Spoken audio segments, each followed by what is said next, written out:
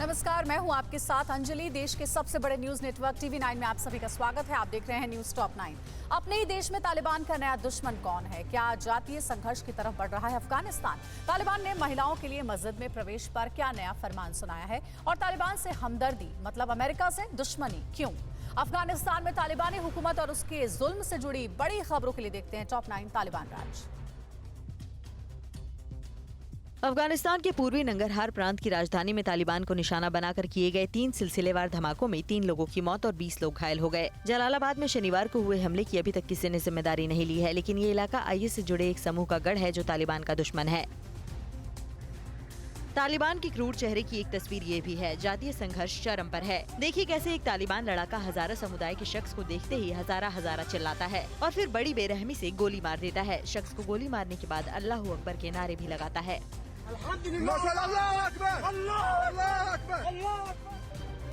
तालिबानी शासन में चोरी की सजा क्या है, इसे समझने के लिए इस वीडियो को गौर से देखिए। कैसे चोरी के एक आरोपी को एक खंबे से बांधकर उसे बेरहमी से पीटा जा रहा है। सरेआम आरोपी पर कोड़े बरसाए जा रहे हैं। लात घूंसों से उसे मारा जा रहा है। शख्स रहम की भीख मांग रहा है, लेकिन ये तालिबान के वो हैवान हैं जिनके लिए दया, रहम और करुणा महज एक शब्द मात्र है। अफगानिस्तान के खोस्त में तालिबानियों ने गोलियां चलाईं। खोस्त नंगरहार के बाद दूसरा सबसे बड़ा शहर है। यहाँ तालिबान के लड़ाकों ने पहले तो लोगों को डराया धमकाया और फिर आखिर में फायर कर दिया। तालिबान का असली चेहरा अब एक कर सामने आने लगा है। तालिबान सरकार ने अफगानिस्तान में महिला मंत्रालय को बंद कर दिया है। इसकी जगह पर महिलाओं पर पाबंदी लगाने वाले एक मंत्रालय को बनाया गया है। इतना ही नहीं, तालिबान ने विश्व बैंक कार्यक्रम के लिए काम करने वाली महिला स्टाफ को भी जबरन बाहर निकाल दिया है। मज़ार शरीफ के नीली मस्जिद में पुरुषों और महिलाओं के प्रवेश के लिए अलग अलग वक्त तय किया गया है। इस नीली मस्जिद में महिलाएं सुबह में, जबकि पुरुषों को दिन के बाकी वक्त में आने के लिए कहा गया है। हालांकि तालिबानी शासन से पहले यहाँ ऐसा नहीं था, लेकिन अब वक्त बदल गया है। महिलाओं का कहना है कि नई सरकार की आदत पड़ने में अभी वक्त लगेगा। अफगानिस्तान पर तालिबान के कब्जे के बाद अब उसका प्रभाव पाकिस्तान पर भी बढ़ता जा रहा है। पाकिस्तानी मीडिया पर भी तालिबान के विचारों का असर दिख रहा है। पाकिस्तानी न्यूज चैनल की एक एंकर ने हिजाब को सही ठहराते हुए लाइव कैमरे के सामने हिजाब पहनकर दिखाया और कहा कि इसे पहनने से सोच नहीं बदलती। पाकिस्तान में लाल मस्जिद से तालिबान झंडा हटाने आए पुलिसकर्मियों को मस्जिद के मौलाना ने धमकी दी। मौलाना ने कहा कि तालिबान पाकिस्तान तुम लोगों से बदला लेगा। बता दें कि इस्लामाबाद के लाल मस्जिद पर पिछले कुछ दिनों से तालिबानी झंडा लहरा रहा है, जिसे पाकिस्तान की पुलिस हटाने आई थी। तालिबान लड़ाकों का एक वीडियो वायरल हो रहा है, जिसमें 3 लड़ाके रिवॉल्विंग चेयर के साथ खेलते नजर आ रहे हैं। ये तीनों लड़ाके चेयर पर बैठकर एक दूसरे को धक्का देकर गिराने में लगे हैं। वीडियो से साफ जाहिर है कि इस तरह की कुर्सियों को इन लोगों ने पहली बार देखा है। ये विडंबना ही है कि शासन की बागडोर अब इन्हीं लोगों के हाथों में है। तालिबान को मान्यता पर क्यों मचा हुआ है बवाल? अफगानिस्तान की किस महिला शख्सियत ने भारत से जताई उम्मीदें? और काबुल के आत्मघाती हमलावर का भारत से क्या है कनेक्शन? अफगानिस्तान हुआ कंगाल, क्या हवाला और नशे की तस्करी से बदलेगी सूरत हाल? अफगानिस्तान की बदहाली से जुड़ी खबरों के लिए देखते हैं टॉप 9 अफगान संकट। धार्मिक विद्वानों के संगठन IURS ने अफगानिस्तान के उप विदेश मंत्री शेर मोहम्मद अब्बास स्टेनिकजई से मुलाकात की है। IURS के महासचिव डॉक्टर अहमद रायसोनी ने स्टेनिकजई के कार्यालय में उनसे भेंट कर उन्हें बधाई दी। मुलाकात के बाद तालिबान के प्रवक्ता सुहेल शाहीन ने ट्वीट कर रायसोनी को धन्यवाद दिया और कहा कि ये दर्शाता है कि इस्लामिक दुनिया और विद्वान तालिबान को मान्यता देता है। तालिबान राज में दुनिया से आर्थिक मदद के अभाव में बदहाल अफगानिस्तान की अर्थव्यवस्था ढहने के कगार पर है। अमेरिका ने अफगान केंद्रीय बैंक में जमा करीब $700 अरब पर रोक लगा दी है। IMF और विश्व बैंक ने कर्ज देने से मना कर दिया है। जानकारों को शक है कि तालिबान हवाला या नशीले पदार्थों की तस्करी से फंड जुटा सकता है। पाकिस्तान के PM इमरान खान ने शनिवार को कहा कि उन्होंने काबुल में एक समावेशी सरकार के लिए तालिबान के साथ बातचीत शुरू की है, जिसमें ताजिक, हजारा और उज़्बेक समुदाय के लोग शामिल होंगे। एक दिन पहले ही शंघाई सहयोग संगठन के सदस्य देशों ने कहा था कि युद्धग्रस्त देश में एक समावेशी सरकार होना महत्वपूर्ण है, जिसमें सभी जातीय, धार्मिक और राजनीतिक समूहों के प्रतिनिधित्व हों। पाकिस्तान के प्रधानमंत्री इमरान खान ने कहा है कि पाकिस्तान ने अफगानिस्तान को लेकर अमेरिका का साथ देने की बहुत भारी कीमत चुकाई है। खान उन अमेरिकी अधिकारियों पर जमकर बरसे जिन्होंने अफगानिस्तान में अमेरिका की विफलता के लिए इस्लामाबाद पर उंगली उठाई थी। खान ने कहा कि एक पाकिस्तानी होने के नाते मुझे इन टिप्पणियों से बहुत दुख हुआ। तालिबान के लिए खुलकर बैटिंग करने वाले इमरान ने कहा है कि अगर अमेरिका तालिबान को मान्यता नहीं देता है तो स्थिति बदतर हो जाएगी। इमरान ने कहा है कि अगर अमेरिका तालिबान से बातचीत नहीं करता है और उसकी मान्यता पर सकारात्मक रुख नहीं अपनाता है तो इससे क्षेत्र में मुश्किलें बढ़ सकती हैं। अफगानिस्तान की एक प्रमुख महिला कार्यकर्ता और लेखिका अमीना जिया मसूद ने भारत को अफगानिस्तान का सदाबहार दोस्त करार दिया है। अमीना ने उम्मीद जताई है कि भारत युद्धग्रस्त देश में तालिबान से लड़ने वालों का समर्थन करेगा। दिवंगत शक्तिशाली सैन्य कमांडर अहमद शाह मसूद की भतीजी अमीना ने कहा है कि हम भारत से अपने रिश्तों के लिए बहुत आभारी हैं। अफगानिस्तान से नाटो सैनिकों की निकासी अभियान बीते महीने ही खत्म हो गया, लेकिन निकासी अभियान की प्रक्रिया पर विवाद बना हुआ है। हालात इतने बिगड़ गए हैं कि कुछ देशों के मंत्रियों को अपना पद छोड़ना पड़ा है। ऐसा ही कुछ नीदरलैंड में भी देखने को मिला। नीदरलैंड की रक्षा मंत्री आग बिजलेवल ने इस्तीफा दे दिया है। तालिबान सरकार को मान्यता देने वाले देशों को लेनी होगी अमेरिका से दुश्मनी। जी हां, अमेरिका के कई सांसदों ने संसद में एक बिल पेश किया है, जिसके मुताबिक अगर कोई देश तालिबान सरकार को मान्यता देता है तो उसके ऊपर प्रतिबंध लगाने की मांग की गई है। सांसदों ने कहा है कि तालिबान के कई मंत्री अंतर्राष्ट्रीय आतंकी घोषित हैं, जो अंतर्राष्ट्रीय सुरक्षा के लिए खतरा हैं। इस्लामिक स्टेट खुरासान ने दावा किया है कि पिछले महीने काबुल एयरपोर्ट पर हमला करने वाला आत्मघाती हमलावर 5 साल पहले दिल्ली में पकड़ा गया था। आतंकी संगठन ने अपनी प्रचार मैगजीन में ये दावा किया है कि भारत की एक जेल में सजा काटने के बाद उसे अफगानिस्तान वापस भेज दिया गया था। इस हमले में 13 अमेरिकी सैनिकों समेत 180 से ज्यादा लोग मारे गए थे। चीन हिंद प्रशांत क्षेत्र और साउथ चाइना सी में नहीं बल्कि अंतर्राष्ट्रीय संगठनों पर भी अपनी दादागिरी दिखाने लगा है। आज चीन की दादागिरी का सबसे बड़ा सबूत होगा आपके सामने। साथ ही चीन पाक ने ऐसा क्या किया है जिससे भारत को सतर्क रहने की जरूरत है। चीन की चाल की हर काट समझने के लिए देखते हैं टॉप 9 चीन पाक साजिश। भारत ने कहा है कि विश्व बैंक को ड्रैगन की वजह से कारोबार सुगमता रिपोर्ट पर रोक लगानी पड़ी। भारत ने कारोबार सुगमता रैंकिंग रिपोर्ट का प्रकाशन बंद करने के फैसले को चीन की धोखाधड़ी करार दिया है। जाहिर है इस खुलासे के बाद अब वैश्विक कंपनियों को अपना विनिर्माण स्थल भारत में स्थानांतरित करने में मदद मिलेगी। पाकिस्तान परमाणु ऊर्जा आयोग और चीन के झोनग्यान इंजीनियरिंग कोऑपरेशन ने परमाणु ऊर्जा सहयोग के लिए इसी माह एक समझौता किया है। इस समझौते से क्षेत्र में परमाणु हथियारों की होड़ बढ़ने की आशंका जताई गई है। इजरायली विशेषज्ञ फेबियन बासार्ट ने भारत के लिए इसे खतरनाक समझौता बताया है। चालबाज चीन एलएसी पर अपनी धोखेबाजी वाली कूटनीतियों से बाज नहीं आ रहा है। लद्दाख के पास एलएसी पर चीन न सिर्फ आधुनिक हाईवे बना रहा है, बल्कि उसने हाल ही में शांगी में अत्याधुनिक ट्रांसपोर्ट एयरक्राफ्ट Y9 के साथ सैन्य अभ्यास भी किया है। ऐसे में पूर्वी लद्दाख में बीते साल हिंसक झड़प के बाद जारी कूटनीतिक बातचीत पर एक बार फिर से ग्रहण लग सकता है। इंटरनेट की फ्री इंसाइक्लोपीडिया वेबसाइट विकिपीडिया ने चीन पर बड़ा आरोप लगाया है। विकिपीडिया ने कहा है कि चीन ने अपने उद्देश्यों को आगे बढ़ाने के लिए कंटेंट नियंत्रित करने की कोशिश की है। ये आरोप विकिपीडिया की संचालक और अमेरिका की गैर लाभकारी संस्था विकिमीडिया फाउंडेशन ने खुद लगाया है। क्वाड ने जिनपिंग के महत्वाकांक्षी project belt and road initiative की काट ढूंढ ली है। अगले हफ्ते वॉशिंगटन डीसी में होने वाले क्वाड शिखर सम्मेलन में इंडो पैसिफिक में बुनियादी ढांचे के निर्माण पर बड़ा ऐलान हो सकता है। इस मुद्दे को लेकर क्वाड के सदस्य देश घोषणा पत्र की तैयारियों में जुटे हुए हैं। शिखर सम्मेलन से पहले मोदी बाइडेन की भी मुलाकात होनी है।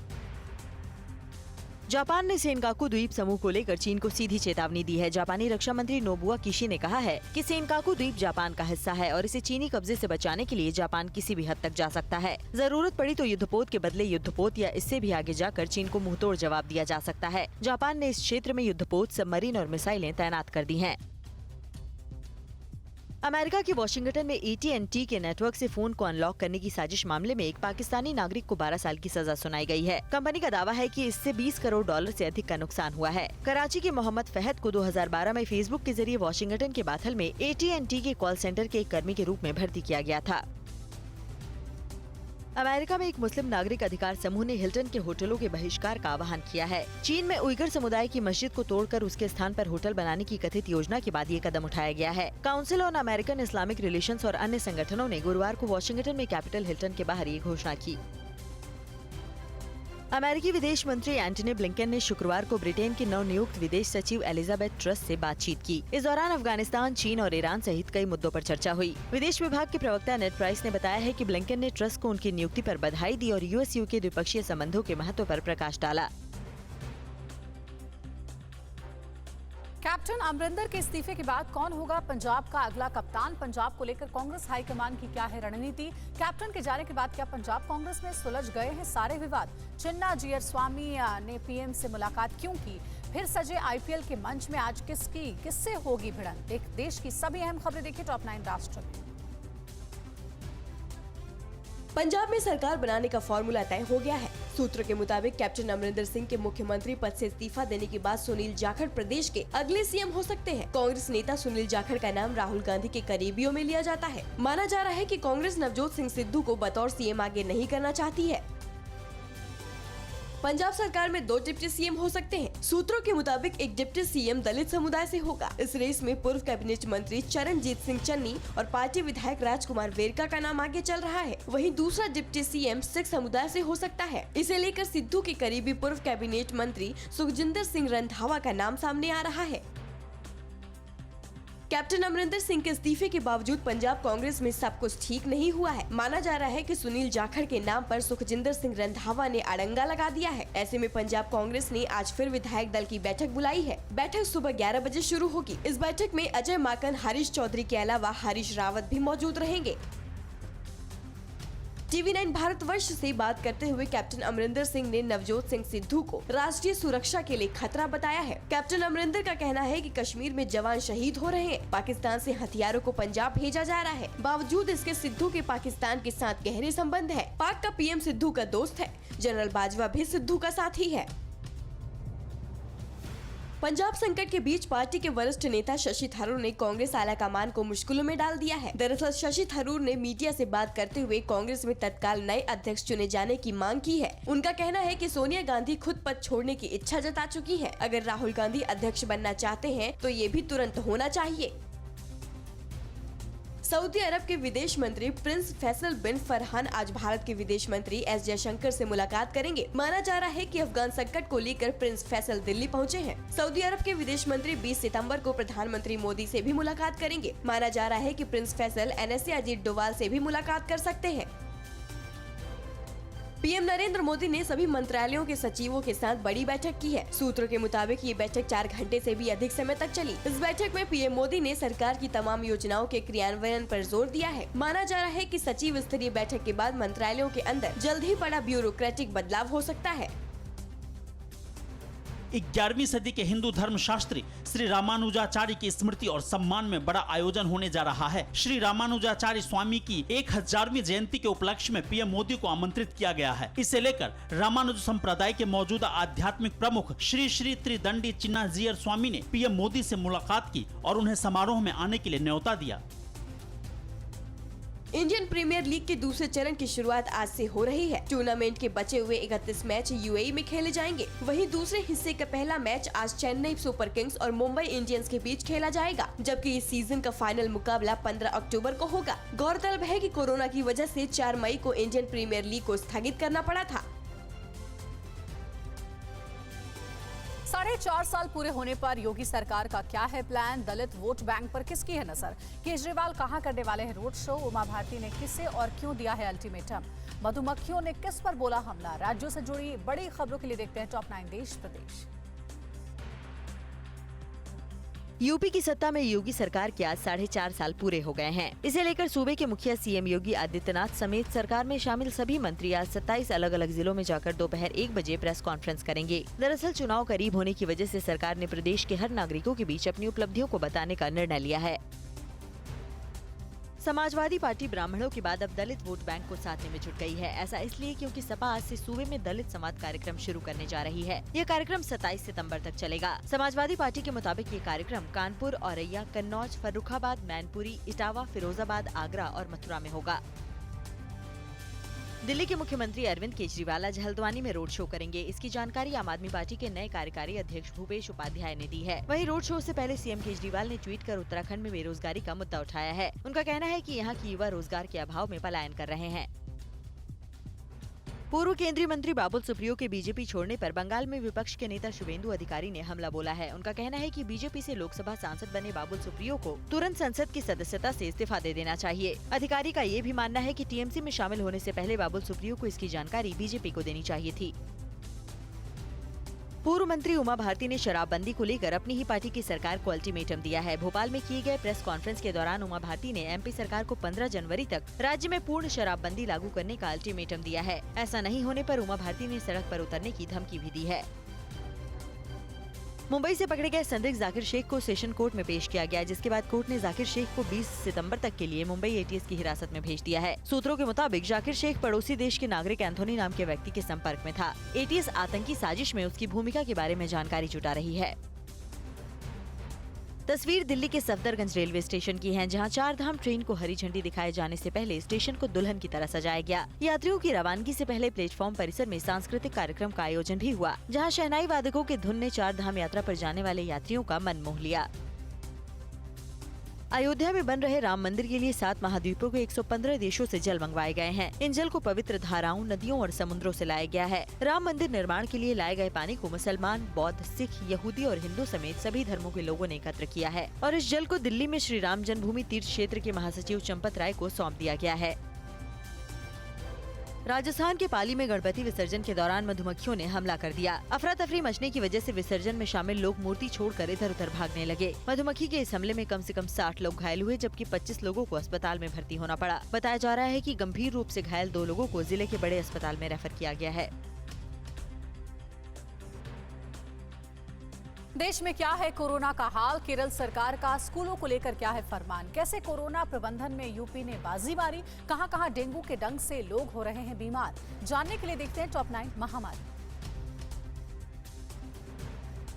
देश में कोरोना की डेली पॉजिटिविटी रेट 2.46% है, जो पिछले 19 दिनों से 3% से भी कम बनी हुई है। रही बात पिछले 24 घंटे की, तो देश भर में कोरोना संक्रमण के 31,121 नए केस सामने आए हैं, जबकि 39,600 से ज्यादा लोग महामारी को मात देने में कामयाब रहे। वहीं बीते दिन कोरोना की वजह से देश भर में 3 से 6 लोगों की मौत हुई है।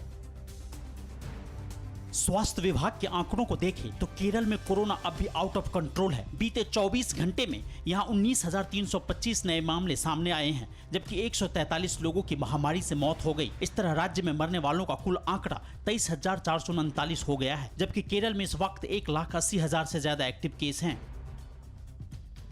केरल में पिछले साल मार्च से बंद स्कूल 1 नवंबर से खुल जाएंगे। सीएम पिनारई विजयन की अध्यक्षता में हुई बैठक के दौरान यह फैसला लिया गया है। सरकारी आदेश के मुताबिक पहली से 7वीं और 10वीं से 12वीं तक की कक्षाएं 1 नवंबर से शुरू होंगी, जबकि अन्य कक्षाएं 15 नवंबर से शुरू होंगी। वहीं 18 अक्टूबर से कॉलेजों को भी खोल देने का निर्णय किया गया है।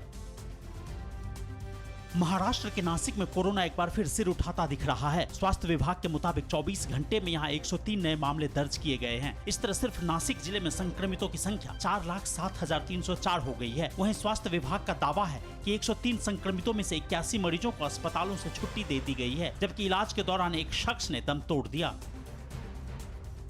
उत्तर प्रदेश के मुख्यमंत्री योगी आदित्यनाथ ने दावा किया है कि यूपी में महामारी के दौरान कोरोना प्रबंधन का दुनिया भर में सबसे अच्छा मॉडल तैयार किया गया। प्रबुद्ध वर्ग सम्मेलन को संबोधित करते हुए सीएम योगी ने कहा कि कोरोना से ठीक होने के बाद मैं हर गांव कस्बे में जाता था, टीम को प्रोत्साहित करता और संसाधन बढ़ाने की व्यवस्था करता था।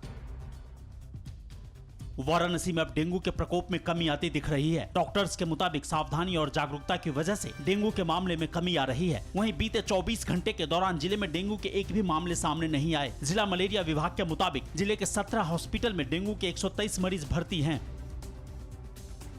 वाराणसी से उलट मेरठ में डेंगू के मरीज का आंकड़ा बढ़ता जा रहा है। कल मिले 17 मरीज के साथ मेरठ में डेंगू से बीमारों की संख्या 150 जा पहुंची है। मुख्य चिकित्सा अधिकारी के मुताबिक जिले में 24 एक्टिव केस हैं, जबकि 75 मरीज स्वस्थ होकर घर वापस लौट गए हैं।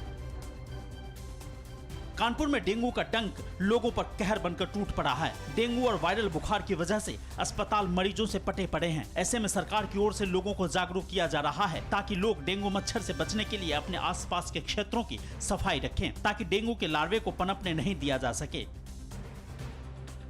कोरोना संक्रमण को रोकने के लिए अमेरिका के बुजुर्गों को बूस्टर डोज लगाने का फैसला लिया गया है। इसके लिए एफडीए ने 65 या उससे अधिक आयु के बुजुर्गों और कोरोना के उच्च खतरों वाले लोगों को बूस्टर डोज देने की सिफारिश की है। एफडीए के मुताबिक बूस्टर डोज उन लोगों को भी दिए जाएंगे जिनको दोनों खुराक लिए 8 महीने से ज्यादा हो गए हैं।